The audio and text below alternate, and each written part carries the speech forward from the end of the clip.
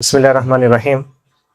ইন্নাল হামদুলিল্লাহ ওয়াসসালাতু ওয়াসসালামু আলা রাসূলিল্লাহ ওয়া আলা আলিহি ওয়া সাহবিহি ওয়া সাল্লামা তাসলিমান কাসীরা আম্মা বাদ। রাব্বি ইশরাহ লি সাদরি ওয়া ইয়াসসির লি আমরি ওয়াহলুল উকদাতাম মিন লিসানি ইয়াফকাহু কওলি। আসসালামু আলাইকুম ওয়া রাহমাতুল্লাহি ওয়া বারাকাতুহু। আশা করি আপনারা সবাই ভালো আছেন। আজকে আমি আপনাদের সামনে নতুন করে আলোচনা করব না। আমি এমন একটা বিষয় নিয়ে আলোচনা করব যেটা পুরনো, ইনফ্যাক্ট অনেক পুরনো, সবচেয়ে পুরনো কথা বলা যায়। এই কথা আপনারা অনেকবার শুনছেন, আপনারা হয়তো এটা আমার চেয়ে ভালো জানেন, বাট তাও এই কথাগুলো বলা প্রয়োজন, কারণ এই কথাগুলো পুনরাবৃত্তি হওয়ার মতো কথা। আল্লাহ আযজা ওয়া জাল চান যে আমরা কথাগুলো বারবার বলি, এবং পাশাপাশি আরো একটা কারণ আছে। একটা কারণ হলো আমার নিজেকে কথাগুলো স্মরণ করে দেওয়া, আরেকটা কারণ হলো আপনাদেরকে কথাগুলো স্মরণ করে দেওয়া, এবং তৃতীয় কারণটা হলো যে আমাদের বর্তমান বাস্তবতাটা আমাদের সামনে পরিষ্কার করা।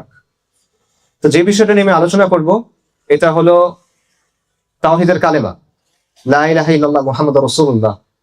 এই কালেমা নিয়ে আমি আবারও বলতেছি, এই আলোচনা আপনারা সবাই জানেন, নতুন কোনো আলোচনা না। আপনারা সম্ভবত আমার চেয়ে ভালো জানেন এটা, আপনারা হয়তো আমার চেয়ে ভালো আলোচনা করতে পারবেন, বাট তাও এই আলোচনা আমরা যতবারই করবো এটার হক আদায় হবে না। এই কারণেই জানা আলোচনা, পুরনো আলোচনা আমি পুনরাবৃত্তি করবো। আলোচনাটা আমরা কয়েকটা ভাগে ভাগ করি। প্রথমে আমরা দেখি যে তাওহীদের যে কালেমা লা ইলাহা ইল্লাল্লাহ, এটার গুরুত্ব কেমন। কয়েকটা হাদিস থেকে যদি আমরা দেখি, মুসনাদে আহমদের হাদিস আছে, আপনারা জানেন যে হাদিসের বক্তব্যটা অনেকটা এরকম যে রাসূলুল্লাহ সাল্লাল্লাহু আলাইহি ওয়াসাল্লাম বলতেছেন, আমি কিয়ামতের পূর্বে প্রেরিত হয়েছি তরবারি সহ, যাতে এক আল্লাহর ইবাদত করা হয় শরীক ছাড়া। আমার রিজিক আমার বর্ষার ছায়াতলে, যারা আমার আদেশের বিরোধিতা করবে তাদের জন্য অপমান এবং লাঞ্ছনা। অর্থাৎ নবী সাল্লাল্লাহু আলাইহি ওয়াসাল্লাম বলতেছেন যে তাকে পাঠানো হয়েছে কিয়ামতের আগে একটা কাজ দিয়ে, সেই কাজটা হলো এক আল্লাহর ইবাদত যেন হয় কোনো শিরক ছাড়া। এটা প্রতিষ্ঠা করার জন্য তাকে পাঠানো হয়েছে। খাতামুন নবীন সাল্লাল্লাহু আলাইহি ওয়াসাল্লাম তাকে পাঠানো হয়েছে লা ইলাহা ইল্লাল্লাহ প্রতিষ্ঠা করার জন্য, এবং এটার জন্য তাকে পাঠানো হয়েছে কি দিয়ে? তরবারি দিয়ে ওনাকে পাঠানো হয়েছে। তার মানে লা ইলাহা ইল্লাল্লাহ এমন একটা জিনিস যেটা প্রতিষ্ঠা করার জন্য যিনি সমগ্র সৃষ্টির মধ্যে সবচেয়ে শ্রেষ্ঠ দায়ী, তাকেও তরবারি সহ পাঠানো হয়েছে, কারণ জিনিসটা সহজ না। এটা হলো একটা হাদিস, এটা গুরুত্ব আমরা বুঝতে পারি।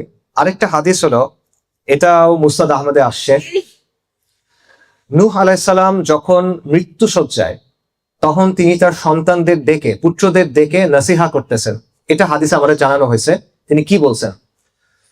একজন মানুষ যখন মৃত্যু শয্যায় থাকে তখন উনি কি কথা বলেন? সবচেয়ে গুরুত্বপূর্ণ যে কথা, সে কথা বলেন, তাই না? তার সন্তানদের ডেকে দুনিয়াতে সবচেয়ে গুরুত্বপূর্ণ যে কথা, সেটাই তো উনি এখন বলবেন, সময় নাই।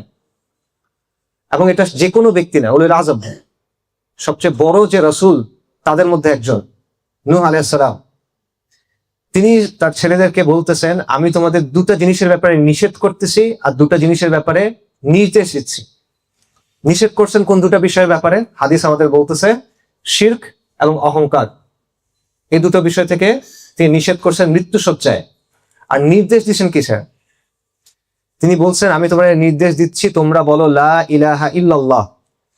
যদি 7 আসমান 7 জমিন এগুলোর মাঝে যা কিছু আছে সবকিছু দাড়িপাল্লার একদিকে উঠানো হয় আর আরেক দিকে লা ইলাহা ইল্লাল্লাহ রাখা হয়, লা ইলাহা ইল্লাল্লাহ ভারী হবে। এবং উনি বলতেছেন, যদি আসমান এবং জমিন একসাথে করে একটা লোহার আংটির মতো বানানো হয়, লা ইলাহা ইল্লাল্লাহ এটা ভেঙে ফেলবে। এটা হলো লা ইলাহা ইল্লাল্লাহ। এবং তারপর তিনি নির্দেশ দিচ্ছেন যে তোমরা বলবা সুবহানাল্লাহি ওয়া বিহামদিহি, কারণ এটা হলো সমস্ত মাখলুকের তাসবিহ। এভাবেই মাখলুক আল্লাহর কাছে দোয়া করে এবং তাদের রিজিক দেওয়া হয়। এটা হলো লা ইলাহা ইল্লাল্লাহর গুরুত্ব। আরেকটা হাদিস শোনেন, এটা হলো সুনান তিরমিজিতে আছে, এটাও মুসনাদ আহমদে আছে। সেটা হলো রাসূলুল্লাহ সাল্লাল্লাহু আলাইহি ওয়াসাল্লাম বলতেছেন, আমরা জানাচ্ছেন যে কিয়ামতের দিন একজন ব্যক্তিকে আনা হবে এবং আলাদাভাবে তাকে সৃষ্টি জগতের সামনে উপস্থাপন করা হবে, এবং তিনি এই উম্মতের একজন লোক, মানে উম্মতে মুহাম্মাদের একজন লোক। এবং তার সামনে 99টা আমলনামা রাখা হবে। প্রত্যেকটা আমলনামা কত বড়? যতদূর দৃষ্টি যায় তত বড়, দিগন্ত বিস্তৃত, প্রতিটার মধ্যে গুনাহ লেখা। তার 99টা আমলনামা যতদূর দৃষ্টি যায় এত বড়, প্রত্যেকটার মধ্যে গুনাহ লেখা, তাকে আল্লাহ আযজা ওয়া জাল জিজ্ঞেস করবেন যে এখানে কি তুমি কি এর কোনো কিছু অস্বীকার করো? লেখক ফেরেশতা যারা আছে তারা কি কোনো ভুল করছে কিনা, তোমার কোনো অভিযোগ আছে কিনা? সে বলবে না আমার রব, এখানে আমার কোনো অস্বীকার করার কিছু না, এগুলো বাস্তব। তখন আল্লাহ আযজা ওয়া জাল বলবেন আজকে তোমার প্রতি কোনো জুলুম করা হবে না, তোমার একটা হাসানা, তোমার একটা ভালো আমল আমার কাছে আছে। এবং তখন একটা কাগজ আনা হবে, ছোট্ট একটা কাগজ, কার্ডের মতো, এবং সেই কাগজের মধ্যে লেখা আশহাদু আল্লা ইলাহা ইল্লাল্লাহ ওয়া আশহাদু আন্না মুহাম্মাদান আবদুহু ওয়া রাসূলুল্লাহ, এতটুকু লেখা। তখন আল্লাহ তাকে বলবেন তুমি দাঁড়িপাল্লার সামনে যাও, মিজানের সামনে যাও। তখন এই ব্যক্তি বলবে যে এত গুনাহ এর সামনে এই এতটুকু কাগজ, এটার কি ওজন, এটার কি গুরুত্ব? আল্লাহ আযজা ওয়া জাল বলবেন আজকে তোমার প্রতি কোনো জুলুম করা হবে না। এবং যখন বিচার করা হবে 99টা আমল নামা যেটা দিগন্ত বিস্তৃত প্রত্যেকটা, সেইটা একদিকে, আরেকদিকে লা ইলাহা ইল্লাল্লাহ মুহাম্মাদুর রাসূলুল্লাহ, লা ইলাহা ইল্লাল্লাহ মুহাম্মাদুর রাসূলুল্লাহ ভারী হবে। এটা হলো লা ইলাহা ইল্লাল্লাহ মুহাম্মাদুর রাসূলুল্লাহর গুরুত্ব। উসমান রাদিয়াল্লাহু আনহু থেকে হাদিস আছে, বিখ্যাত হাদিস, সেটা হলো রাসূলুল্লাহ সাল্লাল্লাহু আলাইহি ওয়াসাল্লাম বলছেন যেই ব্যক্তি এই কথা জেনে মারা যাবে যে লা ইলাহা ইল্লাল্লাহ মুহাম্মাদুর রাসূলুল্লাহ বা লা ইলাহা ইল্লাল্লাহ, সে জান্নাতে যাবে। আরেকটা বিখ্যাত হাদিস আছে, আপনারা সবাই জানেন যে সর্বোত্তম জিকির কোনটা? লা ইলাহা ইল্লাল্লাহ। আল্লাহ আযজা ওয়া জাল কোরআনে বলছেন ইউসাব্বিতুল লাযীনা আমানু বিকাউলিস সাবিতি ফিল হায়াতিদ দুনিয়া ওয়া ফিল আখিরাহ, যে আল্লাহ মুমিনদেরকে দুনিয়া এবং আখিরাতে সুপ্রতিষ্ঠিত রাখবেন কাউলুস সাবিত দিয়ে, শাশ্বত বাণী দিয়ে, সুপ্রতিষ্ঠিত বাণী দিয়ে। এটা কি কাউলুস সাবিত? কি ইমাম আল বাগাওয়ী এই আয়াতের তাফসিরে বলছেন কাউলুস সাবিত হলো লা ইলাহা ইল্লাল্লাহ। তাহলে এটা হলো লা ইলাহা ইল্লাল্লাহর গুরুত্ব কি, তার অল্প একটা উদাহরণ, অল্প কিছু বললাম। এরকম অনেকগুলো হাদিস আমি বলতে পারি, এরকম অনেকগুলো আসার বলা সম্ভব, এরকম অনেক আয়াত বলা সম্ভব। কিন্তু লা ইলাহা ইল্লাল্লাহর গুরুত্বের সাথে আরেকটা জিনিস চলে আসে যে হ্যাঁ এই কালেমা গুরুত্বপূর্ণ এবং এই কালেমা অনেক পুরানো, কিন্তু এই কালেমার বিরোধিতাও অনেক। এই কালেমার গুরুত্ব যখন থেকে তার অল্প কিছুক্ষণ পর থেকে এটার বিরোধিতা। যখনই কোনো সমাজে এই কালেমার দাওয়াত নিয়ে যাওয়া হয়েছে, ব্যাপকভাবে এটার বিরোধিতা করা হয়েছে, এবং সাধারণ কোনো বিরোধিতা না। যারা বিরোধিতা করছে তারা তাদের সর্বস্ব দিয়ে, সর্বশক্তি দিয়ে চেষ্টা করছে এই কালেমাকে থামাই দিতে। এটা কেন? আমরা তো অনেক সহজে বলে ফেলতেছি লা ইলাহা ইল্লাল্লাহ। ওই যে বাংলা সিনেমাতে দেখায় যে পুরা সিনেমা নাচ গান করতেছে, মদ খাচ্ছে, প্রেম করতেছে, জেনা করতেছে, মরার সময় খুব সহজে বলে ফেলছে লা ইলাহা ইল্লাল্লাহ, এবং তারপর খুব ভালো তার এন্ডিংটা, খুব সোজা, আমরা খুব সহজে বলে ফেলি। আমরাও তো মুসলিম, লা ইলাহা ইল্লাল্লাহ। তাহলে ব্যাপারটা এরকম কেন? কেন যখনই একটা সমাজে সত্যিকার অর্থে লা ইলাহা ইল্লাল্লাহ দাওয়াটা দেওয়া হয়েছে, সমাজ দুই ভাগে ভাগ হয়ে গেছে কেন? একটা ভাগ এই কালেমার অর্থ বুঝছে, এই কালেমাকে গ্রহণ করছে, এই কালেমাকে বাস্তবায়ন করার জন্য নিজের সর্বস্ব কুরবান করে দিছে, তার জীবনের সবকিছু এই কালেমার আদলে করার চেষ্টা করছে। আরেকটা অংশ এই কালেমার অর্থ বুঝছে এবং তাদের সর্বশক্তি দিয়ে, তাদের অর্থনৈতিক শক্তি, সামরিক শক্তি, রাজনৈতিক শক্তি, যত শক্তি আছে সব শক্তি দিয়ে তারা চেষ্টা করছে এই কালেমার দাওয়াতকে বন্ধ করে দিতে। এটা কেন? এটা যদি এত সহজ একটা বিষয় হয়, আমরা সবাই খুব ইজিলি বুঝতেছি, সবাই খুব ইজিলি বলতে পারতেছি, তাহলে এরকম বিরোধিতা হয় কেন? এরকম বিরোধিতা হয়েছিল কেন? আল্লাহ নবীগণ আলাইহিমুস সালাতু ওয়াস সালাম তারা যখনই কোনো সমাজে দাওয়াত নিয়ে গেছেন, তাদের কি অবস্থা হয়েছে? তারা সমাজের মধ্যে এক ঘরে হয়ে গেছে, তাদের বিরুদ্ধে তহমত দেওয়া হয়েছে, তাদের বিরুদ্ধে মিথ্যা অপপ্রচার করা হয়েছে, তাদের হত্যা করা হয়েছে, তাদের হত্যা করার চেষ্টা করা হয়েছে, তাদেরকে বিতাড়িত করা হয়েছে। এটা কেন? অথচ তারা ওই সমাজের সম্মানিত মানুষ। ইব্রাহিম আলাইহিস সালাম যখন লা ইলাহা ইল্লাল্লাহ দাওয়াত দিলেন, তার পরিবার তার বিরুদ্ধে চলে গেল, তার সমাজ তার বিরুদ্ধে চলে গেল, এবং তাকে আগুনে পুড়ায় হত্যা করার চেষ্টা করা হলো। সালিহ আলাইহিস সালাম, সামুদ জাতি, এই জাতি তাকে তাদের একজন লিডার হিসেবে প্রস্তুত করতেছিল। তার সম্মান ছিল, তার সত্যবাদিতা, তার ন্যায়পরায়ণতা, তার বিশ্বাসযোগ্যতা, নানা কারণে তারা মনে করতেছিল যে এই ব্যক্তি তো আমাদের নেতা হবে। এবং কোরআনে এই কথাটা আছে, তারা হতাশ হয়ে গেছিল যে আমরা তো ভাবছিলাম তুমি আমাদের নেতা হবা, তুমি আজকে এগুলা কি বলতেছো? যেই ব্যক্তিকে তারা ঠিক করে রাখছে আমাদের মধ্যে শ্রেষ্ঠ, এ আমাদের নেতৃত্ব দিবে, এই মানুষ যখন লা ইলাহা ইল্লাল্লাহ বলতেছে, তখন সে শত্রু হয়ে যাচ্ছে, তখন তাকে এক ঘরে করা হচ্ছে, তাকে হত্যা ষড়যন্ত্র করা হচ্ছে। সালিহ আলাইহিস সালামকে হত্যা করার ষড়যন্ত্র করা হয়েছিল। কেন? রাসূলুল্লাহ সাল্লাল্লাহু আলাইহি ওয়াসাল্লাম সম্মানিত পরিবারের মানুষ, সম্মানিত বংশের মানুষ, আল আমিন আস-সাদিক, পুরা মক্কা সাক্ষ্য দেয়। তিনি যখন লা ইলাহা ইল্লাল্লাহ মুহাম্মাদুর রাসূলুল্লাহ দাওয়াত দিলেন তখন কি হইল? যখন কুরাইশ, নবুয়তের আগের ঘটনা, তারা বায়তুল্লাহকে নতুন করে তৈরি করছিল, রিকনস্ট্রাকশন করছিল। কেন? কারণ বন্যার কারণে বায়তুল্লাহর কিছু অংশ ভেঙে গেছিল। তখন কুরাইশ অনেক আয়োজন করে সবাই টাকা পয়সা একসাথে করে নতুন করে এটা তৈরি করছিল, রেনোভেশন করছিল। সব ঠিকঠাক, কিন্তু আল হাজার আল আসওয়াদ, ওই পাথরটা কে বসাবে এটা নিয়ে তাদের মধ্যে ঝগড়া শুরু হয়ে গেছে। ঝগড়া মানে সেই ঝগড়া, কেউ ছাড়তে যাচ্ছে না। এবং কুরাইশরা এসে রক্তে হাত ভিজাই ফেলছে। রক্তে হাত ভিজাই ফেলছে মানে আমরা যুদ্ধের জন্য প্রস্তুত। মারামারি শুরু হয়ে যাচ্ছে। সবাই চায় আমাদের গোত্র হাজার আল আসওয়াদ বসাবে। তখন কুরাইশের মুরব্বীরা বসে বলতেছে, কালকে সকালে যেই ব্যক্তি কাবাতে প্রথম ঢুকবে দরজা দিয়ে, বা বনু সাইবার দরজা দিয়ে, এক এক বর্ণনা এক এক রকম, তাকে আমরা এটার বিচারক বানাবো। এবং আল্লাহ চাইছেন ওই ব্যক্তি হলেন মুহাম্মদ রাসূলুল্লাহ সাল্লাল্লাহু আলাইহি ওয়াসাল্লাম। উনি যখন ঢুকছেন কুরাইশরা সবাই বলে উঠছে, এটা তো মুহাম্মদ আল আমিন, বিশ্বাসযোগ্য, আমরা খুশি, সে যে সিদ্ধান্ত দিবে এটা আমরা মানবো। সবাই খুশি তার উপরে।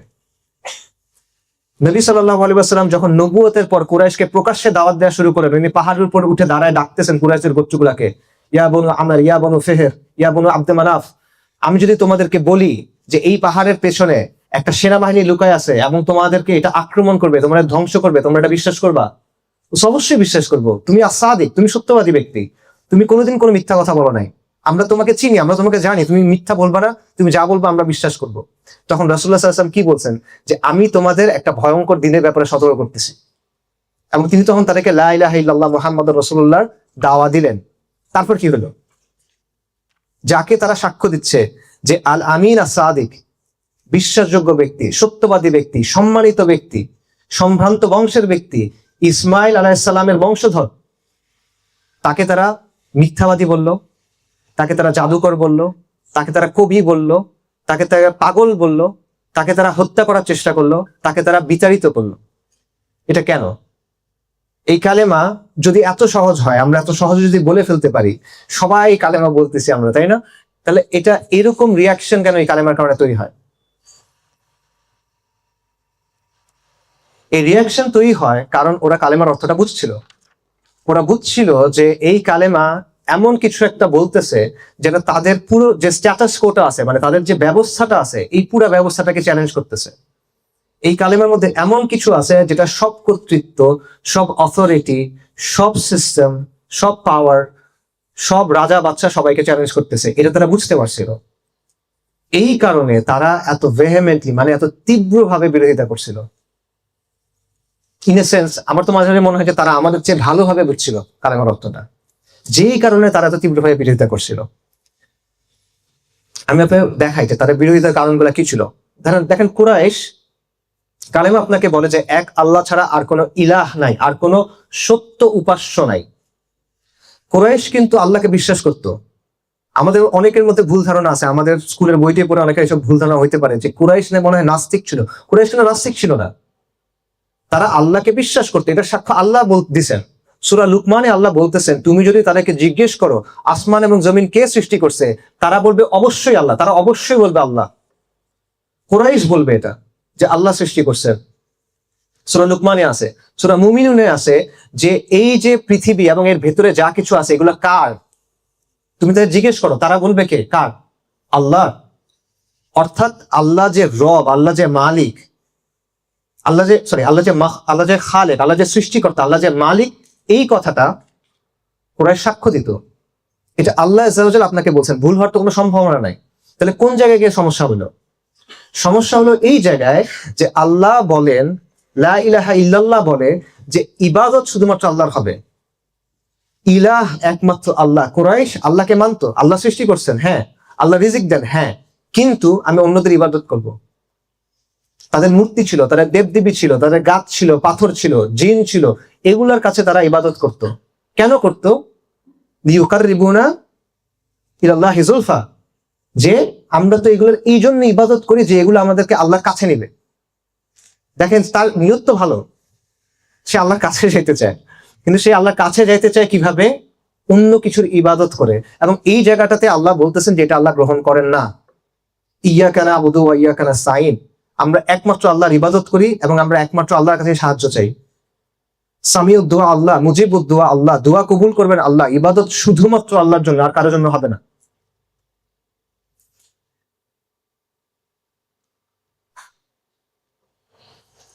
এবং অনেকগুলো আয়াতে এই জিনিসটা আছে যে ইবাদত শুধুমাত্র আল্লাহর হবে।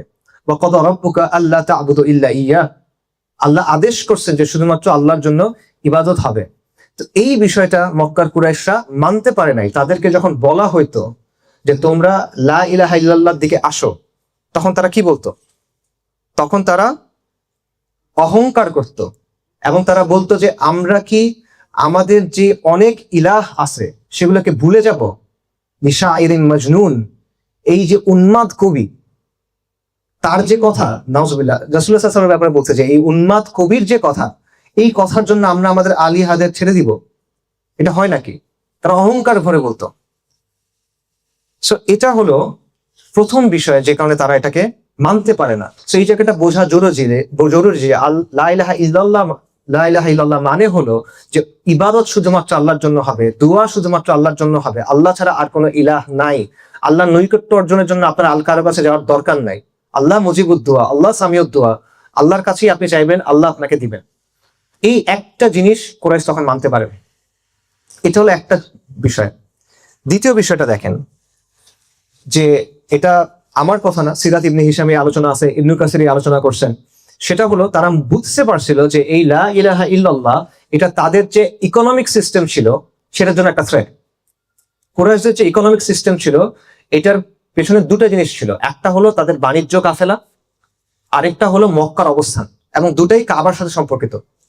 এটার কারণ এটা সূরা কুরাইশে আল্লাহ সুবহানাহু ওয়া তাআলা বলছিল যে তাদের যে নিরাপত্তা, তাদের যে বাণিজ্য, এটার কাবার মর্যাদার সাথে একটা সম্পর্ক ছিল।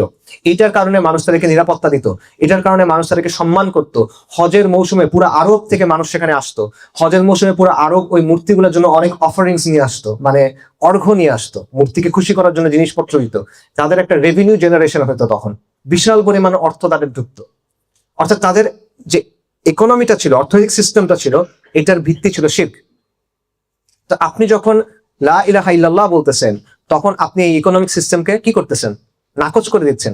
ওরা সেটা বুঝতে পারছিল যে এই কথা যদি আমরা মেনে নেই, তাহলে আমাদের যে অর্থনৈতিক ব্যবস্থা, পুরো আরবে আমাদের যে নাম ডাক, আমরা আফ্রিকার সাথে ব্যবসা করি, আমরা রুমের সাথে ব্যবসা করি, সবাই আমাদেরকে চেনে, এই সবকিছু তো কোলাপস করবে। এই জন্য তারা এটা মেনে নিতে পারে নাই। তাদের ক্ষমতা, তাদের প্রেস্টিজ, তাদের যে সম্মানের জায়গা, এটা তারা বুঝতে পারছে যে এটা তাদের হারায় যাবে। এই জন্য তারা এটা বিরোধিতা করছে। তাদের যে সামাজিক ব্যবস্থা ছিল, তাদের মধ্যে ব্যাপক গোত্রীয় সম্মান, বংশমর্যাদা, এই ধরনের চরমপন্থা ছিল। আপনারা জানেন, যারা সিরাত পড়ছে তারা জানেন যে কুরাইশদের মধ্যে এমনও ব্যাপার ছিল যে কোনো ব্যক্তি সে যদি নিম্ন বংশীয় হয়, সে তার স্ত্রীকে কোনো উচ্চ বংশীয় লোকের কাছে পাঠাইতো জিনা করার জন্য, যাতে করে ওই জিনার থেকে যদি কোনো সন্তান হয়, সেই সন্তানকে সে পেলে বড় করতে পারে, কারণ উচ্চ বংশের রক্ত। এই ছিল তাদের অবস্থা, গোত্রীয় মর্যাদা সেখানে এরকম অবস্থা। তো সেই জায়গায় এসে কোরআন মানুষকে দুই ভাগে ভাগ করতেছে, লা ইলাহা ইল্লাল্লাহ মানুষকে দুই ভাগে ভাগ করতেছে। প্রথমে একদিকে মুশরিক, একদিকে মুমিন। বাকি মুমিনদের মধ্যে ভাগ হয় কিসের ভিত্তিতে? তাকওয়া, আর কিচ্ছু না, তাকওয়ার ভিত্তিতে। নবী সাল্লাল্লাহু আলাইহি ওয়াসাল্লাম বিদায় হজের সময় বলছেন যে অনারবের উপর আরবের কোনো মর্যাদা নাই, রাইট? কালোর উপরে সাদার কোনো মর্যাদা নাই, মানুষের বিচারটা হবে তার তাকওয়ার ভিত্তিতে। তো তাদের যে সমাজ ব্যবস্থা, সেই সমাজ ব্যবস্থা এটা তো ধ্বংস করে দিচ্ছে পুরোপুরি। তো আপনি যদি এই সমাজ ব্যবস্থা একটা পিরামিডের মতো, রাইট? তো এই পিরামিডের একদম উপরে হলো গিয়ে কুরাইশ বসা। তো আপনি যদি দেখেন যে এই পুরা ইমারতকে কেউ ভাঙা শুরু করছে, তখন আপনি কি করবেন? আপনি যে কোনো মূল্যে তাকে থামানোর চেষ্টা করবেন। এটাই কুরাইশ নবী সাল্লাল্লাহু আলাইহি ওয়াসাল্লামের সাথে করার চেষ্টা করছে, যে এই ব্যক্তি যে কথা নিয়ে আসছে, এটা তো সবকিছু ধ্বংস করে দিচ্ছে। তাদের পূর্বপুরুষদের যে ধর্ম ছিল, তাদের পূর্বপুরুষদের নিয়ে যেই তাদের গর্ব, তাদের যে ট্র্যাডিশন, তাদের যে সিলসিলা, পুরো জিনিসটা নাকচ করে দেওয়া হয়েছে। কোরআনে বারবার দেখবেন যে কোন সম্প্রদায়ের কাছে যখন আম্বিয়া কেরাম আলাইহিমুস সালাতু ওয়াস সালাম গেছেন, তারা যখন দাওয়াত দিছেন, তখন তারা বারবার কি বলছে? যে এটা তো আমাদের পূর্বপুরুষদের ধর্ম, আমরা কি এটা তোমার কথায় ছেড়ে দিব? মানুষ ছাড়তে পারে না এটা, তার সিলসিলা, তার ট্র্যাডিশন, তার বংশগতি, এটা সে ছাড়তে পারে না। মানে বংশগতি তো ছাড়তে হচ্ছে না, মানে বাবা মার পূর্বপুরী বাপদাদার কাছ থেকে যেটা পাইছে সেটা সে ছাপতে চায় না। এই জায়গাটাতে এসেও কি হয়েছে, রাসূলুল্লাহ সাল্লাল্লাহু আলাইহি সাল্লাম যখন এই দাওয়াত দিলেন তখন তারা বুঝলো যে তাদের এই পুরো জিনিসটাকে নাকচ করা হচ্ছে। এবং ইনফ্যাক্ট তারা কিন্তু নবী সাল্লাল্লাহু আলাইহি সাল্লামকে বিতর্কে আটকানোর সময় এগুলো জিজ্ঞেস করতো। নবী সাল্লাল্লাহু আলাইহি সাল্লামকে সে জিজ্ঞেস করতো কুসাই ইবনে কিলানের সে কোথায়, সে জান্নাতে না জাহান্নামে, বলতো এটা জিজ্ঞেস করতো। কারণ কুসাই হলো কুরাইশদের মধ্যে অনেক সম্মানিত ব্যক্তি, সব কুরাইশের কাছে সে সম্মানিত, কারণ সে কুরাইশকে পুরো আরবের কাছে সম্মানিত করছে। তো নিজের সম্মানিত গোত্রের কারো ব্যাপারে তো খারাপ কথা বলা তাদের সমাজে এটা গ্রহণযোগ্য না। তো নবী সাল্লাল্লাহু আলাইহি সাল্লামকে এই প্রশ্নগুলো করতো যাতে তাকে বেকায়দায় ফেলা যায়। তো তারা বুঝতে পারছে যে লা ইলাহা ইল্লাল্লাহ যখন বলা হচ্ছে, এই যে তাদের সিলসিলা, তাদের ট্রেডিশন, তাদের বাপ-দাদার ধর্ম, এই জিনিসটাকেও ভেঙে চুরমার করে দেওয়া হবে। এবং ফাইনালি দেখেন কোন জায়গায় সমস্যা। নবী সাল্লাল্লাহু আলাইহি সাল্লাম প্রথমে নিজের পরিবারের মধ্যে দাওয়াত দিলেন, আত্মীয় স্বজনের মধ্যে দাওয়াত দিলেন, তারপর মক্কায় প্রকাশ্যে দাওয়াত দিলেন, কুরাইশ দাওয়াত প্রত্যাখ্যান করলো। তখন তিনি বিভিন্ন গোত্রের কাছে দাওয়াত নিয়ে গেলেন। হজের মৌসুমে অনেক গোত্রগুলো আসতো, তিনি তাদের কাছে দাওয়াত নিয়ে গেলেন। তিনি দাওয়াত নিয়ে গেলেন রাবিয়া গোত্রের একটা সাব ট্রাইবের কাছে, এবং তিনি তাদেরকে লা ইলাহা ইল্লাল্লাহ মুহাম্মাদুর রাসূলুল্লাহ দাওয়াতটা দিলেন। তখন সেই গোত্রের প্রধান কি বললেন? উনি বলেন, আপনি যা বলছেন খুব ভালো কথা, কিন্তু এটা তো এমন কথা যেটা রাজা বাদশারা অপছন্দ করে। কেন রাজা বাদশারা অপছন্দ করে? চিন্তা করে দেখেন যে কতগুলা কথা বলতে পারতো, কিন্তু সে বলল এটা এমন একটা কথা যেটা রাজা বাদশারা অপছন্দ করে। এবং এটা তখনও সত্য ছিল, এখনো সত্য, এর আগেও সত্য ছিল। ফিরআউন এর আগে কি বলছিল? আনা রাব্বুকুমুল আলা। ফিরআউন প্রথমে এটা বলছিল যে আমি তো সর্বোচ্চ রব। বাকি সে তার কওমকে ডেকে কি বলছিল? ওয়ানাদা ফিরআউনু ফি কওমিহি ইয়া কওমি আলাইসা লি মুলকু মিসর। মিসরের রাজত্ব কি আমার না? ফিরআউন কি এটা মনে করতো যে দুনিয়া সে তৈরি করছে? ফিরআউন কি এটা মনে করতো যে নীল নদ, লোহিত সাগর এগুলো সে তৈরি করছে? এগুলো তো তার জন্মের আগে থেকে আছে, এটা তো সে মনে করে লাভ নাই। তাহলে সে নিজেকে কোন অর্থে রব বলতেছে?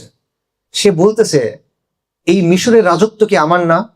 এই মিশরের তলদেশ দিয়ে যে নদী প্রভাবিত হচ্ছে এটা কি আমরা না? তোমরা কি দেখতেছো না? এইসব সে প্রশ্ন করতেছে।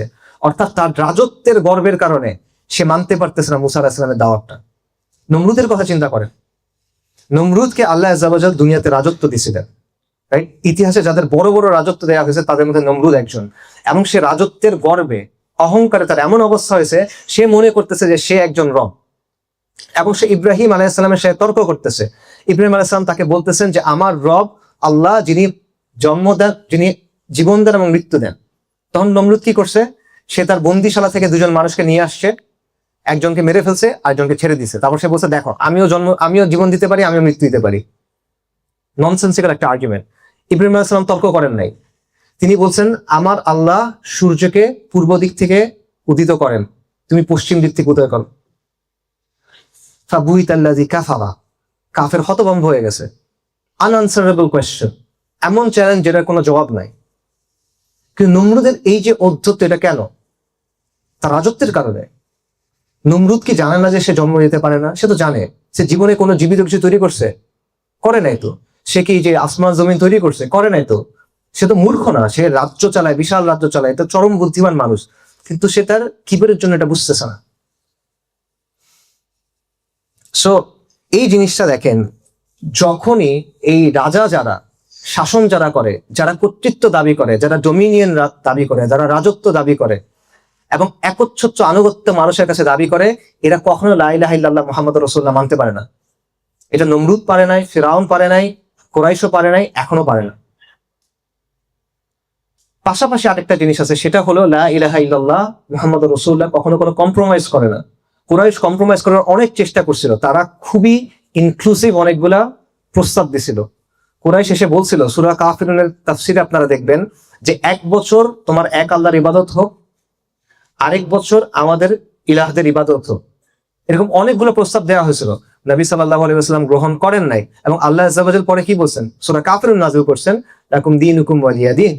যেটাকে অনেক মানুষ মনে করে যে এটা মনে হয় মানে সব ধর্ম সমান, সবাই এই করে থাকবো, এগুলোর ব্যাখ্যা মনে হয় না। এটা ইসলামের আপোষহীনতার ঘোষণা, যে ইসলামের সাথে হকের সাথে বাতিল কখনো মিলবে না, ইমানের সাথে কুফর কখনো মিলবে না, তাওহীদের সাথে শিরক কখনো মিলবে না। যদি তুমি এটা মানো তাহলে মানো, না মানলে তুমি আলাদা, আমি আলাদা, দুনিয়াতেও আলাদা, আখিরাতেও আলাদা। এটা হলো ইসলামের অবস্থান, আনকম্প্রোমাইজিং স্ট্যান্স। এবং এই আনকম্প্রোমাইজিং স্ট্যান্সের কারণে বাকি সবগুলো জিনিস যদি এখন মেলান, তাহলে এই জিনিসটা, যে একটা ক্ষমতাসীন মানুষ, যে একটা রাজত্ব তৈরি করে বসে আছে, যে একটা সামাজিক কাঠামো তৈরি করে বসে আছে, যে একটা অর্থনৈতিক কাঠামো তৈরি করে বসে আছে, তার জন্য এটাকে একটা ভালো জিনিস না খারাপ জিনিস? যদি সে তার মালিককে মেনে নেয় তাহলে ভালো জিনিস, কিন্তু এরা মালিককে মানতে চায় না, কারণ এরা নিজেরা মালিক হইতে চায়, তারা নিজেরা সার্বভৌম হইতে চায়, তারা নিজেরা চূড়ান্ত কর্তৃপক্ষ হইতে চায়। এই জন্য রাজা বাচ্চারা এটা পছন্দ করে না। এই জন্য যখনই কোনো সমাজে নবী রাসূলগণ লা ইলাহা ইল্লাল্লাহ লা ইলাহা ইল্লাল্লাহ দাওয়াত নিয়ে গেছেন, রিসালাতের দাওয়াত নিয়ে গেছেন, তখন তাদেরকে চরমভাবে চেষ্টা করা হয়েছে তাদেরকে থামাতে, তাদেরকে পিষে ফেলতে, তাদের দাওয়াত মুছে ফেলতে। কারণ এই কালেমা সকল রাইভাল ক্লেমেন্ট আছে, অর্থাৎ যারা বিপরীত দাবিদার আছে, আনুগত্যের দাবিদার যারা করে, যে মানে আমার আনুগত্য করতে হবে, রাজত্বের দাবিদার যারা আছে, কর্তৃত্বের দাবিদার যারা আছে, মূল্যবোধ দেওয়ার দাবিদার যারা আছে, ইবাদতের দাবিদার যারা আছে, সার্বভৌমত্বের দাবিদার যারা আছে, এই সবাইকে লা ইলাহা ইল্লাল্লাহ প্রথমত প্রত্যাখ্যান করে, তারপরে চ্যালেঞ্জ করে। এই কারণে লা ইলাহা ইল্লাল্লাহ এত গুরুত্বপূর্ণ, এই কারণে এটার জন্য এত কুরবানি, এবং এই কারণে এটার এত বিরোধিতা।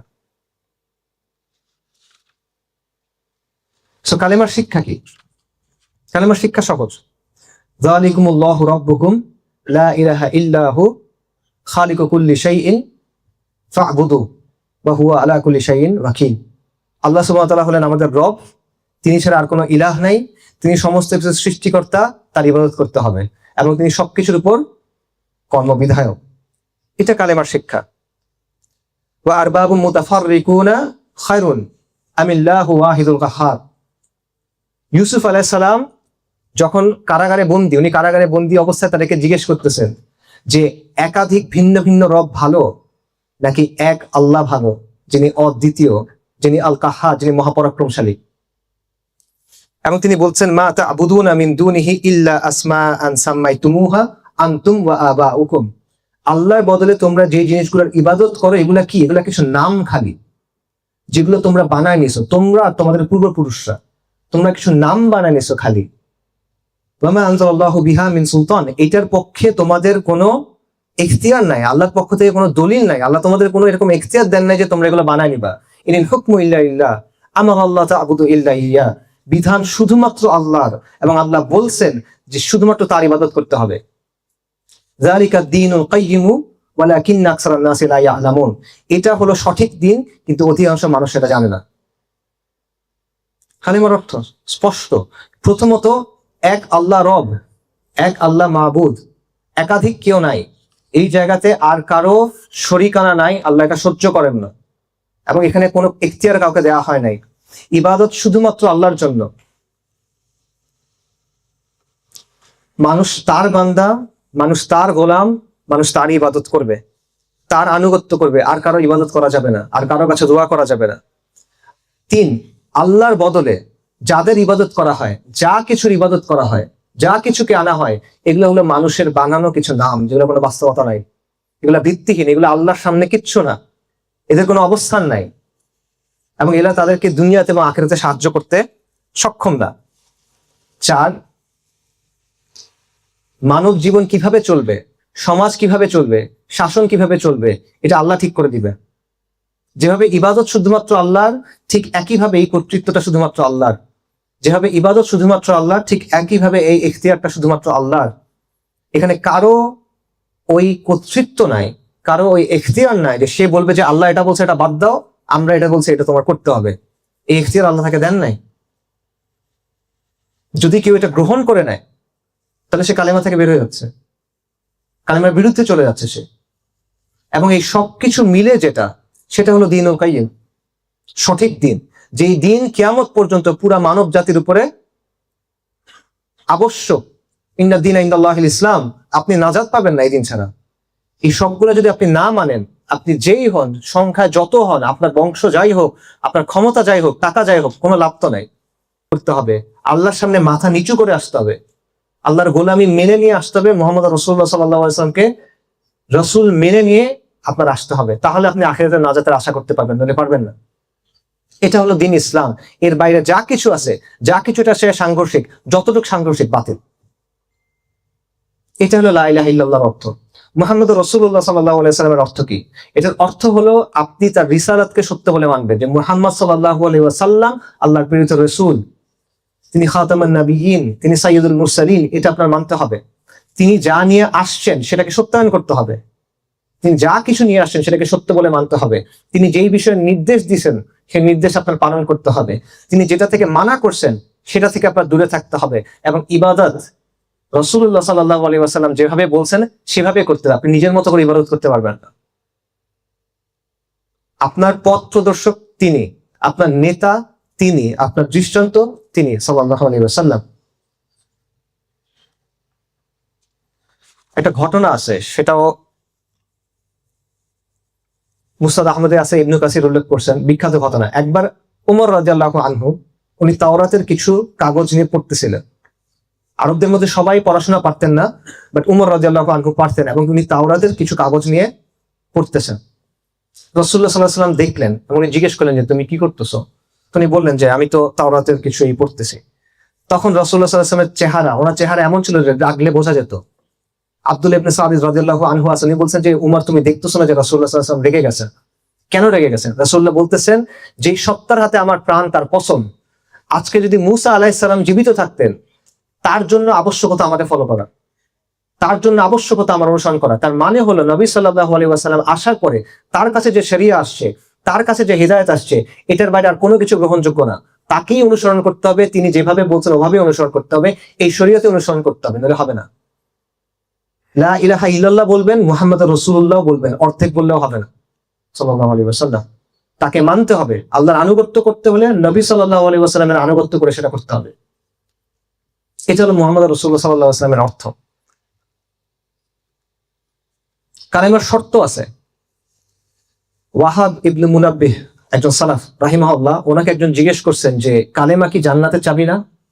উনি বলছেন হ্যাঁ জান্নাতের চাবি, কিন্তু সব চাবির দাঁত থাকে, কিছু দাঁত থাকে। চাবির মধ্যে কাটা কাটা থাকে না? ওটা বলছে দাঁত থাকে। তো চাবির দাঁত যদি না থাকে ওটা দিয়ে আপনি তালা খুলতে পারবেন না। তো চাবির দাঁতটা কি? এটা হলো কালেমার শর্ত। কালেমার কিছু শর্ত আছে, এটা নিয়ে ওলামায়ে কেরাম অনেক আলোচনা করছেন। এটা অনেকে 7টা বলেন, অনেকের চেয়ে বেশি বলেন, বাট আমভাবে 7টা ধরতে পারেন। সেগুলো কি সংক্ষেপে বলি। আচ্ছা, এটা 2 ধরনের শর্ত আছে। প্রথম হলো পার্থিব জীবনের জন্য শর্ত। পার্থিব জীবনে আপনি কালেমা গ্রহণ করার 2টা শর্ত আছে। একটা হলো আপনি এটা মনে বিশ্বাস করবেন, আপনি সাক্ষ্য দিবেন, এতটুকু। একটা হাদিস আছে আব্দুল্লাহ ইবনে উমর রাদিয়াল্লাহু আনহু থেকে, যে নবী সাল্লাল্লাহু আলাইহি ওয়াসাল্লাম বলছেন যে আমি লোকেদের বিরুদ্ধে যুদ্ধ করতে আদিষ্ট হয়েছি, মানে তাকে আদেশ করা হয়েছে মানুষের বিরুদ্ধে যুদ্ধ করতে যতক্ষণ না তারা বলে লা ইলাহা ইল্লাল্লাহ। এবং যখন তারা বলে লা ইলাহা ইল্লাল্লাহ এবং তারা নামাজ পড়ে এবং তারা যাকাত দেয়, তখন তারা তাদের জানমাল আমার কাছ থেকে হেফাজত করে নিল। অর্থাৎ ইসলামের দিক থেকে এই নিরাপত্তাটা পাইতে হলে লা ইলাহা ইল্লাল্লাহ তাকে মানতে হবে এবং বলতে হবে। এটা হলো প্রথম শর্ত দুনিয়াতে। পরের শর্ত হলো তার মধ্যে এমন কোনো কিছু থাকা যাবে না যেটা ওই কালেমার সাথে সাংঘর্ষিক। ঠিক আছে, মনে করেন সে কালেমা পড়ছে কিন্তু সে নবী সাল্লাল্লাহু আলাইহি ওয়াসাল্লামের অবমাননা করে, তার ঈমান আছে কিনা? নাই। কেউ কালেমা পড়ছে কিন্তু সে মূর্তির সামনে গিয়ে সিজদা করতেছে। কেউ কালেমা পড়ছে, কেউ জিনের জন্য কোনো কিছু জবে করতেছে, উৎসর্গ করতেছে। কেউ কালেমা পড়তেছে কিন্তু সে আল্লাহকে গালি দিচ্ছে, নাউজুবিল্লাহ। অর্থাৎ এমন কিছু যদি থাকে যেটা কালেমাকে মানে নষ্ট করে দেয়, ভঙ্গ করে দেয়, তাহলে সেটার পূর্ণ হবে না। নেগেট করে দেয়, তাহলে এটা হবে না। এটা হলো দুনিয়ার জন্য, কিন্তু আখেরাতে এত দিয়ে হবে না, আরো কিছু বিষয় লাগবে। সেগুলো কি? এই ক্ষেত্রে অনেক ওলামায়ে কেরাম অনেকগুলো শর্ত বলছেন। অনেকে 7টার কথা বলেন, আমি ওই 7টা খুব সংক্ষেপে বলি। প্রথমটা হলো ইলম, যে কালেমার অর্থ কি, এটার দাবি কি, এটা আপনার ভালো মতো জানতে হবে। এটা হলো প্রথম সত্য, ইলম। দ্বিতীয়টা হলো ইয়াকিন, কালেমার অর্থ এবং দাবি স্পষ্টভাবে আপনার ইয়াকিন থাকতে হবে, এটার উপর মনে প্রাণে বিশ্বাস করতে হবে। তারপর ইখলাস, আপনি যখন কালেমার কে বাস্তবায়ন করবেন সেটা ইখলাসের সাথে করতে হবে, সেখানে যেন শিরক না থাকে, সেখানে যেন রিয়া না থাকে। তারপর হলো সিদক, সত্যবাদিতা, যে কালেমার অর্থ এবং দাবি এটা আপনার সত্যভাবে জানতে হবে, সত্য বলে মানে মনে প্রাণে সত্য হিসেবে জানতে হবে। মুনাফিকের মতো হইলে হবে না, মুখে বলতেছে কিন্তু মনে সেটা বিশ্বাস করে না, এরকম হইলে হবে না। মুহাব্বাত, কালেমায় যার কথা বলা হয়েছে ওই আল্লাহকে আপনার ভালোবাসতে হবে সবকিছুর চেয়ে বেশি। ইনকিয়াদ, কালেমার প্রতি সমর্পণ করতে হবে। কালেমায় যার কথা বলা হয়েছে তার প্রতি নিজেকে সমর্পণ করতে হবে, আপনার অঙ্গ প্রত্যঙ্গ সাক্ষ্য দিতে হবে আপনি তার প্রতি যে আসলে আনুগত্য করেন, আপনি যাকে যে মানছেন আপনার ইলাহ হিসেবে। এবং ফাইনালি কবুল করতে হবে, মনে প্রাণে এটা আপনার কবুল করে নিতে হবে। এটা হলো সংক্ষেপে আলোচনা। এটা নিয়ে অনেক বিস্তারিত আলোচনা আছে, আপনারা অনেক বইতে আলোচনা পাবেন, আমি সেখানে আর যাচ্ছি না। কালেমার রোকনে আসেন এবার। কালেমার স্তম্ভ কি? প্রত্যেকটা বাড়ির পিলার্স থাকে, রাইট, ফাউন্ডেশন থাকে। কালেমার দুটা স্তম্ভ আছে, লা ইলাহা ইল্লাল্লাহ। একটা হলো নাফি, একটা হলো ইসবাত। একটা হলো অস্বীকার করা, লা ইলাহা, সকল ইলাহকে অস্বীকার করা হচ্ছে। তারপর হলো ইসবাত, সত্যায়ন করা এক আল্লাহ ছাড়া, একমাত্র আল্লাহকে আমি সত্যায়ন করি, বাকি সকল ইলাহকে আমি অস্বীকার করি। এটা আরো সহজে যদি আমরা বলি, এটা হলো কুফর বিত তাগুত বা ঈমান বিল্লাহ, যে সকল মিথ্যা ইলাহকে আপনার অস্বীকার করতে হবে, প্রত্যাখ্যান করতে হবে, এবং একমাত্র আল্লাহকে একমাত্র সত্য ইলাহ হিসেবে আপনার গ্রহণ করতে হবে। আল্লাহ সুবহানাহু ওয়া তাআলা বলেন, লা ইকরাহা ফিদ-দীন, ক্বাদ তাবায়্যানা আর-রুশদু মিনাল গায়y, ফামান ইয়াকফুর বিত-তাগুতি ওয়া ইউমিন বিল্লাহ ফাকাদ ইসতামসাকা বিল উরওয়াতিল উসকা লা ইনফিসামা লাহা ওয়াল্লাহু সামিউন আলীম। যে দিন গ্রহণের ব্যাপারে কোনো জোর জবরদস্তি নাই, সত্য পথ ভ্রান্ত পথ হতে সুস্পষ্ট হয়ে গেছে। সুতরাং যে তাগুতকে অস্বীকার করলো এবং আল্লাহর প্রতি ঈমান আনলো, সে এমন এক মজবুত হাতল ধরে নিল যেটা কখনো ছিন্ন হবে না। আল্লাহ সুবহানাহু ওয়া তাআলা বলেন, ওয়ালাকাদ বাআসনা ফি কুল্লি উম্মাতির রাসূলান আন ইয়াবুদুল্লাহা ওয়াজতানিবুত তাগুত। আল্লাহ আযজা ওয়া জাল প্রত্যেক কওমের কাছে, প্রত্যেক উম্মার কাছে রাসূল পাঠাইছেন এই দাওয়াত দিয়ে যে তোমরা এক আল্লাহর ইবাদত করো এবং তাগুতকে অস্বীকার করো। সো কালেমার দুইটা স্তম্ভ হলো এক আল্লাহর উপর ঈমান এবং তাগুতকে অস্বীকার করা। তাগুতকে অস্বীকার করার অর্থ কি? তাগুতের শাব্দিক অর্থ হলো সীমা লঙ্ঘনকারী, বাট পারিভাষিক অর্থে তাগুত মানে হলো মিথ্যা ইলাহ। এমন কেউ যাকে আল্লাহর বদলে রব বলা হয়, এমন কেউ যাকে আল্লাহর বদলে ইলাহ বলা হয়, অথবা তার উপর এমন কোনো বৈশিষ্ট্য আরোপ করা হয় যেটা শুধুমাত্র আল্লাহর এবং সে এতে সন্তুষ্ট, সে হলো তাগুত, সে হলো মিথ্যা ইলাহ। আল্লাহ রব, ফিরআউন বলছিল আনা রাব্বুকুমুল আলা, ফিরআউন তাগুত। আল্লাহ জীবন এবং মৃত্যু দেন, নমরুদ বলছিল আমি জীবন এবং মৃত্যু দিতে পারি, নমরুদ তাগুত। সন্তান দেওয়ার মালিক আল্লাহ, রিজিক দেওয়ার মালিক আল্লাহ। এখন কোন সাধু বাবা এসে বললো যে সন্তান আমাকে, আমার পায়ে সিজদা করো বা আমার এটা করো, আমি তোমাকে সন্তান দিব। কোন পীর বাবা এসে আপনাকে বললো যে আমি তোমার রিজিক বাড়া দিব, সে তাগুত। বিধানদাতা আল্লাহ, বিধান শুধুমাত্র আল্লাহ দিবেন। কেউ একজন এসে আল্লাহর বিধান বাতিল করে দিচ্ছে, কেউ একজন এসে নিজেকে বিধান প্রণেতা বানায় ফেলছে, কেউ একজন আল্লাহ শরিয়াকে নাকচ করে সে নিজের মতো করে শরিয়া বানাইছে একটা, মানে ব্যবস্থা বানাইছে একটা, সে তাগুত।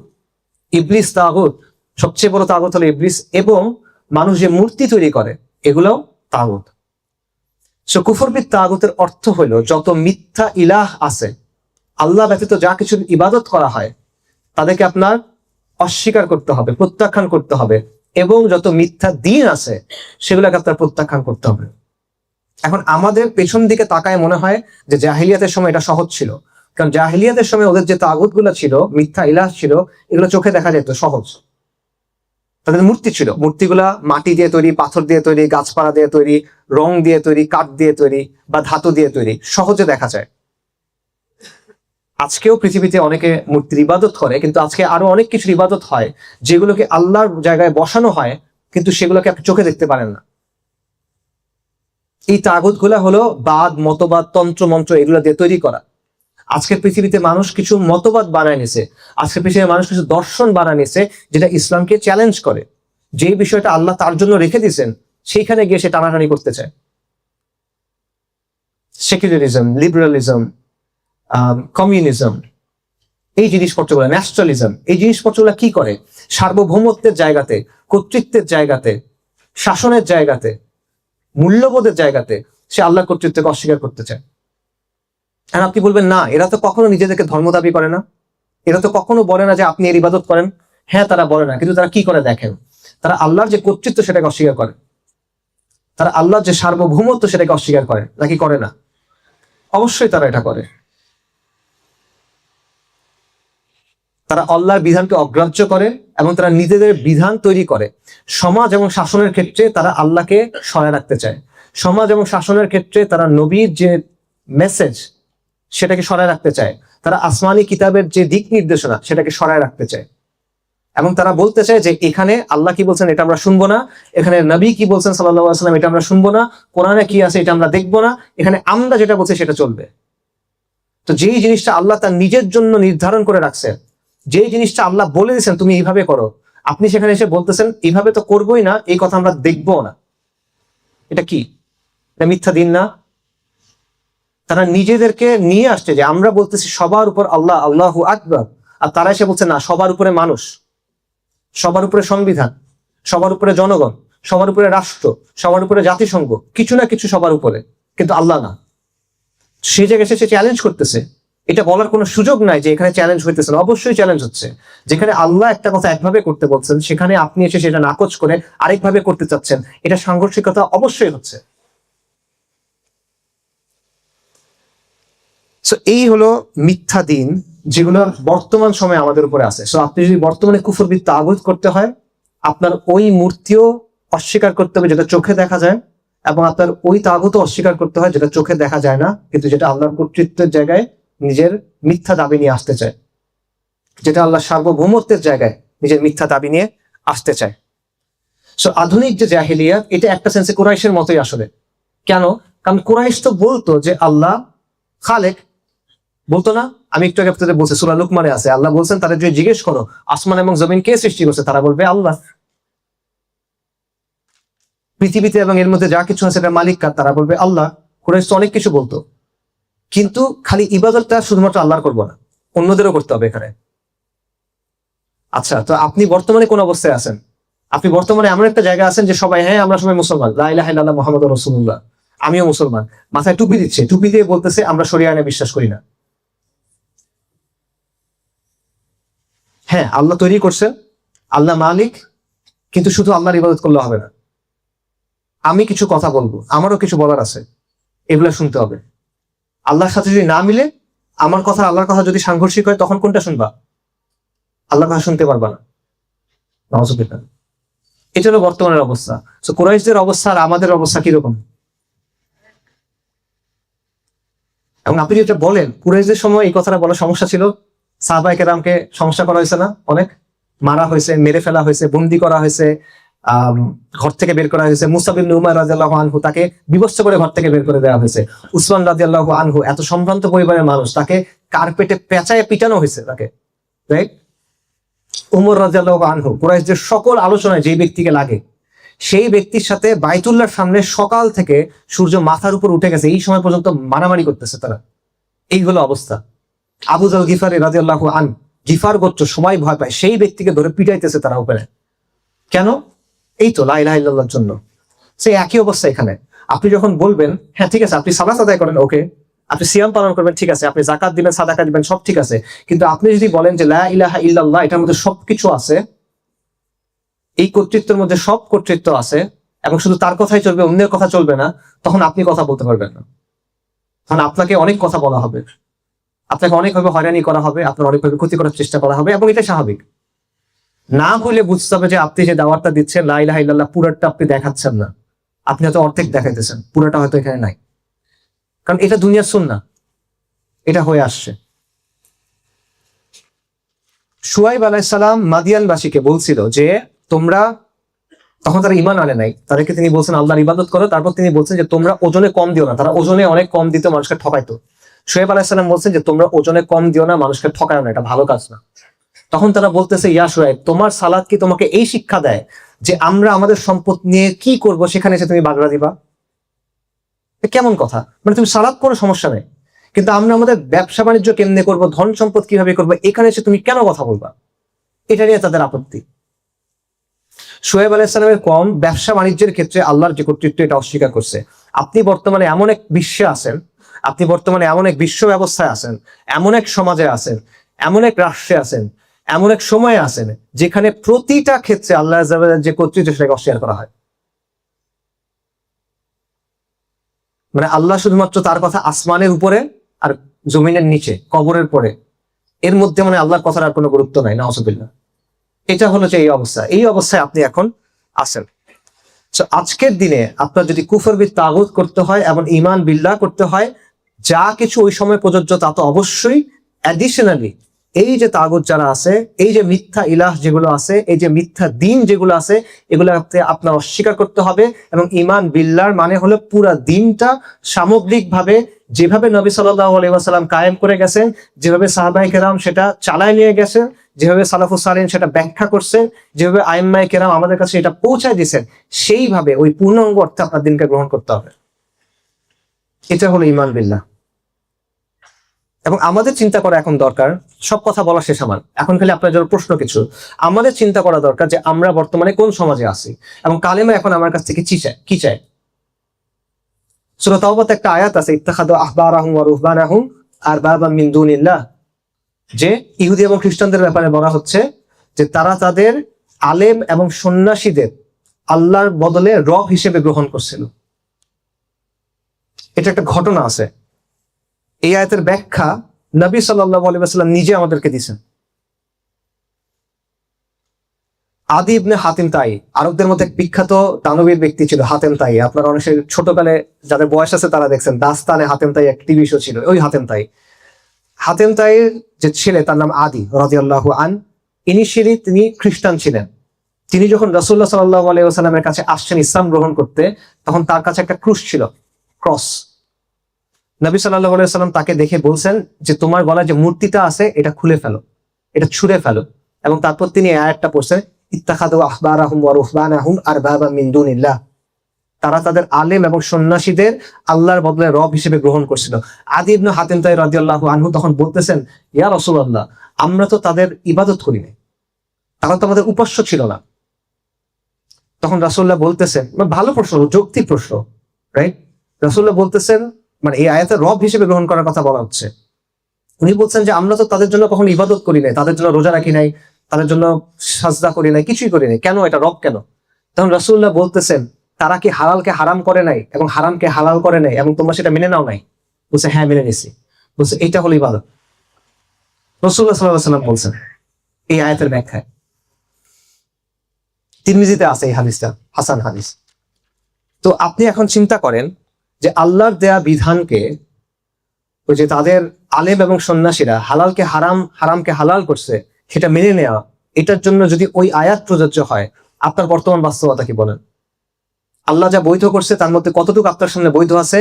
আল্লাহ যা অবৈধ করছেন তার মধ্যে কতটুকু আপনার সামনে অবৈধ আছে? এটা বলেন। যে কালেমার কথা আপনি বলতেছেন, যে কালেমার আশা নিয়ে তো আমরা বসে আছি, তাই না? আমরা সবাই তো ওই আশা নিয়ে বসে আছি যে ওই যে হাদিসটা আমি বললাম, যে মারা যাওয়ার সময় জানবে, মনে প্রাণে বিশ্বাস করবে যে লা ইলাহা ইল্লাল্লাহ, সে জান্নাতে যাবে। নাকি এরকম আরো হাদিস আছে, আবু যর রাদিয়াল্লাহু আনহু থেকে হাদিস আছে যে ব্যক্তি লা ইলাহা ইল্লাল্লাহ বলবে সে একসময় জান্নাতে যাবেই, যদিও সে জিনা করে, যদিও সে চুরি করে। নাকি এগুলো নিয়ে তো আমরা বসে থাকি, গুনাহগার মানুষ এগুলো নিয়ে আশা নিয়ে বসে থাকে যে লা ইলাহা ইল্লাল্লাহ আছে, এটা দিয়ে আমি একসময় জান্নাতে যাবো ইনশাআল্লাহ, পাইছি একটা টিকেট। নাকি এখন আপনি আমাকে বলেন যে লা ইলাহা ইল্লাল্লাহ আপনার সমাজে কতটুকু আছে বলেন? আদি ইবনে হাতিম তাই রাসূলুল্লাহ সাল্লাল্লাহু আলাইহি ওয়াসাল্লাম যা বলছেন রাদিয়াল্লাহু আনহু, সেই জায়গা থেকে আপনি বলেন যে আমরা কাদেরকে রব হিসেবে গ্রহণ করছি। নবী সাল্লাল্লাহু আলাইহি ওয়াসাল্লামের ইন্তিকালের পরের ঘটনা, আরবের বিশাল সংখ্যক গোত্র তারা মুরতাদ হয়ে গেল। এটা কাদের ফতোয়া? মুরতাদ হয়ে গেছে, এটা কার ফতোয়া? মদিনা বিশ্ববিদ্যালয়ের, দেওবন্দের, আল আজহারের সাহাবায়ে কেরামের ফতোয়া, রাদিয়াল্লাহু আনহু আজমাইন, আবু বকর রাদিয়াল্লাহু আনহুর ফতোয়া। কেন হইল? তাদের মধ্যে একটা অংশ জাকাতকে অস্বীকার করলো, যে জাকাত দিব না, নামাজ করব, রোজা রাখবো, হজ করব, সব করব, জাকাত দিব না। কোন প্রশ্ন ছাড়া এরা মুরতাদ হিসেবে গণ্য হলো। আরেকটা অংশ তারা কোরআনের একটা আয়াতের ব্যাখ্যা করলো এবং তারা ব্যাখ্যা করে বলল যে এটা শুধুমাত্র নবী সাল্লাল্লাহু আলাইহি ওয়াসাল্লামের জন্য ছিল, জাকাতটা নবী সাল্লাল্লাহু আলাইহি ওয়াসাল্লামের জন্য ছিল, উনি যেহেতু এখন নাই, আমরা আবু বকরকে জাকাত দিব না, আমরা নিজেরাই জাকাত তুলে আমাদের গোত্রগুলোর মধ্যে দিয়ে দিব। সাহাবায়ে কেরাম কি করলেন? তাদের সবার বিরুদ্ধে ফাইট করলেন এবং এই যুদ্ধটা কি বলে পরিচিত? হারবুর রিদ্দা, রিদ্দার যুদ্ধ। এবং সাহাবায়ে কেরাম সবাইকে গিয়ে জনে জনে জিজ্ঞেস করেন নাই যে তুমি কি জাকাত স্বীকার করো নাকি তুমি খালি জাকাত দিতে চাও না, তুমি কি জাকাত অস্বীকার করো নাকি তুমি খালি আবু বকরকে জাকাত দিতে চাও না। সবার সাথে লড়াই করা হলো আহলুর রিদ্দা হিসেবে, যে এরা মুরতাদ হয়েছে। আমভাবে সবার সাথে এভাবে ফাইট করা হলো যতক্ষণ না তারা জাকাতের বিধান মেনে নিয়ে আবু বকর রাদিয়াল্লাহু আনহুকে জাকাত দেওয়ার দিকে ফিরে আসলো। একটা বিধান শুধু, ইসলামের একটা বিধান শুধু, এটা জাকাতের বিধান। আবারও আমি বলি, আজকে আপনি যে সমাজে আছেন, আজকে আপনি যে বিশ্ব ব্যবস্থায় আছেন, সেই বিশ্ব ব্যবস্থায় ইসলামের কোন জিনিসটা এখন এখানে আছে? কোনো একটা বিষয় নাই, শুধুমাত্র অল্প কিছু জিনিস আপনাকে দেওয়া হয়েছে যে এইগুলো তুমি করতে পারবা। সালাত, সাওম, জাকাত, রাইট, মসজিদ, মাদ্রাসা, এরকম কিছু জিনিস। সেখানেও আবার আপনাকে কিছু জিনিস বলে দিয়েছে, মসজিদ কমিটি কিছু জিনিস বলবো এটা আপনার করতে হবে, মাদ্রাসার মধ্যে অমুক তমুকের ছবি রাখতে হবে, মাদ্রাসার মধ্যে অমুক দিবসে এই কাজটা করতে হবে, অমুক পতাকা ঝুলাইতে হবে, অমুকের ছবি দিতে হবে, করতে হবে না? এটা বাড়তে থাকবে আপনার। এই অবস্থায় আপনি আছেন। আপনি চিন্তা করে দেখেন, আগের যে জাহিলিয়াত আর আজকের যে জাহিলিয়াত, কোনটা কোন অবস্থায় আছে, আপনি কোন অবস্থায় আছেন। আমরা সবাই কালেমা তাইয়্যিবা করি, আমরা সবাই এই কালেমার আশা নিয়ে বসে আছি, আমরা সবাই আল্লাহর রাহমার আশা নিয়ে বসে আছি, নাজাতের জন্য বসে আছি। কিন্তু এই কালেমার অর্থ কি, এই কালেমার দাবি কি, এই কালেমার শর্ত কি, এটা স্তম্ভ কি, সেটা নিয়ে আমাদের চিন্তা করতে হবে।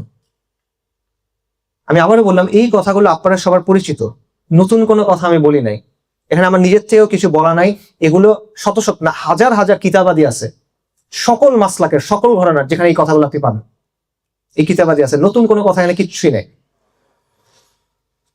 কিন্তু এই কথাগুলো আমাদের মনে করায় দেওয়া দরকার, এই কথাগুলো আমার নিজেকে মনে করায় দেওয়া দরকার ছিল, আপনাদের মনে করায় দেওয়া দরকার ছিল, এবং এই যে সমাজের যে অবস্থাটা, এটার বাস্তবতাটা কি, এটা আপনাদেরকে বলে দেওয়া দরকার ছিল। এটা ছিল আমার দায়িত্ব।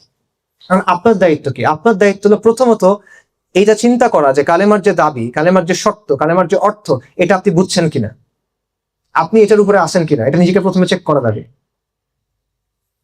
তারপর আপনার দেখতে হবে আপনার যে কর্মজীবন, আপনার যে জীবন, সেখানে এমন কিছু আছে কিনা যেটা এই কালেমার সাথে সাংঘর্ষিক। সাংঘর্ষিক হলে ওটা আপনার বাদ দিতে হবে, অপশন নাই তো কোনো। তারপর আপনার দেখতে হবে আপনার পরিবারের ক্ষেত্রে কি অবস্থা, সেখানে এমন কোনো কিছু আছে কিনা যেটা কালেমার সাথে সাংঘর্ষিক। যদি থাকে সেটা আপনার সংশোধন করতে হবে, আপনার সাধ্য মতো। আপনার সাধ্য না থাকতে পারে, আপনারা অনেকে স্টুডেন্ট, আপনারা অনেকে বয়স অনেক কম, আপনারা পারবেন না, কিন্তু আপনার দেখতে হবে, এই জিনিসটা করতে হবে। এবং ফাইনালি আপনার দেখতে হবে, আপনার আরো দুটো কাজ করতে হবে। এক, আপনার দেখতে হবে আপনার যে সমাজ, আপনার যে কম, আপনি যে জায়গাটাতে আছেন, সেখানে কালেমার কি অবস্থা। কালেমা কি এখানে প্রতিষ্ঠিত অবস্থায় আছে, নাকি এখানে অন্য কিছু প্রতিষ্ঠিত অবস্থায় আছে? যদি অন্য কিছু প্রতিষ্ঠিত অবস্থায় থাকে, যেটাই বাস্তবতা, তখন আপনার দুটা কাজ আছে। আপনার প্রথম কাজ হলো কালেমার সঠিক, মানে কালেমার দাবি যেটা, সেটা স্পষ্ট হয়ে মানুষকে বলা। আপনি যাকে বলতে পারেন, আমি আপনাদের সামনে বলতে পারছি যে আমি আপনাদেরকে বললাম, আপনি হয়তো এখানে দাঁড়ায় বলতে পারবেন না, কিন্তু আপনি আপনার পাশের জনকে বলতে পারবেন, আপনি তাকে বলবেন। আপনি আপনার পরিবারকে হয়তো বলতে পারবেন, আপনি তাকে বলবেন। আপনি আপনার সন্তানকে হয়তো বলতে পারবেন, আপনি তাকে বলবেন। এবং দ্বিতীয়ত, আপনার চিন্তা করতে হবে, যদি এটা কালেমার শাসন না হয়, এটা জাহেলিয়াতের শাসন হয়, তাহলে কালেমার শাসন আমি আনবো কিভাবে? আপনাকে এনে যাইতে হবে না, কারণ এটা আল্লাহর কাছে, এটা আল্লাহর সিদ্ধান্ত, এটা আপনার হাতে নাই। কিন্তু আপনার চেষ্টা করতে হবে যাতে আপনি আল্লাহর কাছে গিয়ে ওজরটা দিতে পারেন, যে হ্যাঁ, আমি এমন একটা সময় ছিলাম যখন এরকম বাস্তবতা ছিল, কিন্তু আমি কালেমার পক্ষে দাঁড়াইছিলাম, আমি আমার সাধ্যমতো বলছিলাম, আমি আমার সাধ্যমতো করার চেষ্টা করছিলাম। এটা হলো লা ইলাহা ইল্লাল্লাহ। লা ইলাহা ইল্লাল্লাহ ফিস ফিস করে বলার কোনো জিনিস না, এটা ঘোষণা করার জিনিস। লা ইলাহা ইল্লাল্লাহ হলো ওই জিনিস যেটা শাসকদের সিংহাসন চূর্ণ বিচূর্ণ করে দিছে, যেটা সাম্রাজ্য ধ্বংস করে দিছে, নতুন সাম্রাজ্য তৈরি করছে, যেটা সভ্যতা মুছে দিছে, নতুন সভ্যতা তৈরি করছে, যেটা ইতিহাসের পাক পরিবর্তন করে দিছে। লা ইলাহা ইল্লাল্লাহ হলো ওই জিনিস যেটা মজলুমকে তার হক দিছে, যেটা আদল এবং ইনসাফ এনে দিছে, যেটা ধনী গরিবকে ধনীর সমান করছে, অসহায়কে শক্তিশালী সমান করছে। এটা হলো লা ইলাহা ইল্লাল্লাহ। এবং এই কারণে যুগে যুগে এটার বিরোধিতা হয়েছে, এই কারণে এটার গুরুত্ব এত বেশি, এই কারণে এটা আঁকড়ায় ধরে থাকা, সত্যিকার অর্থে আঁকড়ায় ধরে থাকা এতটা কঠিন। এবং এইটার জন্য এত বড় পুরস্কার আল্লাহ বলছেন। কোন পুরস্কার বলেন? আসমান এবং জমিন এবং তার ভেতরে যা কিছু আছে সবকিছু যদি আপনি একসাথে করেন, এক পাল্লায় দেন, আরেক পাল্লায় লা ইলাহা ইল্লাল্লাহ, লা ইলাহা ইল্লাল্লাহ ভারী। আসমান এবং জমিন একসাথে করে একটা লোহার আংটি যদি করা হয়, লা ইলাহা ইল্লাল্লাহ সেটাকে ভেঙে ফেলবে। 99টা আমল নামা দিগন্ত বিস্তৃত, এক পাল্লায়, আরেক পাল্লায় শুধুমাত্র আশহাদু আল্লা ইলাহা ইল্লাল্লাহ ওয়া আশহাদু আন্না মুহাম্মাদুর রাসূলুল্লাহ, এটা ভারী হবে। এই জন্য এত পুরস্কার এটার জন্য। এই বিষয়টা বোঝা, আর কারো কর্তৃত্ব নাই, আর কারো রাজত্ব নাই, আর কারো সার্বভৌমত্ব নাই, আর কারো মুলকিয়াত নাই, আর কারো কথা চলে না, আর কারো কথা মানার কিছু নাই। একমাত্র কর্তৃপক্ষ, একমাত্র সার্বভৌম সত্তা, একমাত্র মালিক, একমাত্র ইলাহ আল্লাহ আযজা ওয়া জাল, লা ইলাহা ইল্লাল্লাহ। এটাই হলো আপনার নাজাতের বাণী, এটা দিয়ে আপনি নাজাত পাবেন আখিরাতে। এটা আপনার নাজাতের বাণী, এটা দুনিয়াতে আপনার আজাদির বাণী, এবং এটা দুনিয়াতে এই জাহেলিয়াতকে উৎখাত করে সেখানে দ্বীনকে কায়েম করার যে বিপ্লব সেটার বাণী। এবং এটাই আমার পক্ষ থেকে দাওয়া সবসময়ের জন্য। আসসালামু আলাইকুম রহমতুল্লাহ বারাকাতুহু।